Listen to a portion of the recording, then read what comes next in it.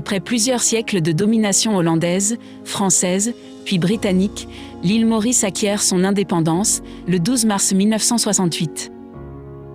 Ceci, 3 ans après la conférence constitutionnelle de Lancaster House, à l'issue de laquelle le secrétaire d'État aux colonies, Anthony Greenwood, et le Premier ministre mauricien, Sir Sagar Ramgoolam, signèrent un accord prévoyant le désengagement progressif des Britanniques dans l'île.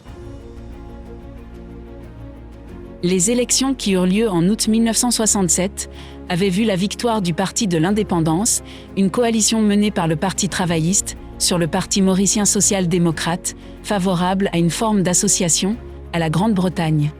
Le Parti de l'Indépendance avait recueilli ainsi 54% des suffrages. Le pourcentage de vote anti-indépendance s'était élevé à 44%. Entre août et décembre 1967, quelques 1300 personnes choisirent l'immigration, afin d'échapper à la misère qui guettait l'île Maurice post-indépendante. Le 5 décembre 1967, les couleurs du quadricolore rouge-bleu-jaune-vert sont dévoilées à la télévision nationale. La situation sociale se dégrada cependant en janvier 1968, lorsque des bagarres éclatèrent entre groupes ethniques dans les quartiers nord de Port-Louis. Ces bagarres raciales nécessitèrent l'introduction de l'état d'urgence le 21 janvier, et qui fut maintenu jusqu'au 13 février. Les bagarres firent officiellement 29 morts. Le 17 février 1968, l'hymne national est choisi. Les paroles de Omar Zelene sont de Jean-Georges Prosper alors que la musique de Philippe Gentil, musicien de l'orchestre de la police. 2 jours avant la cérémonie officielle, le 10 mars, la Grande-Bretagne annonce qu'en raison de l'état d'urgence, la princesse Alexandra ne représenterait pas la reine à la cérémonie officielle.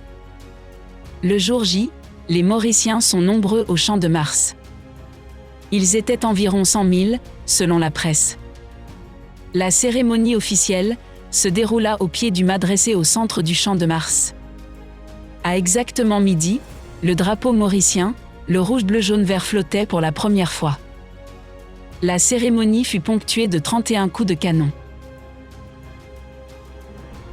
Un nouveau jour se levait sur l'île nouvellement indépendante. Alors que beaucoup lui prédisaient un avenir sombre, l'île Maurice déjoua les pronostics pour être aujourd'hui la « success story » du continent africain.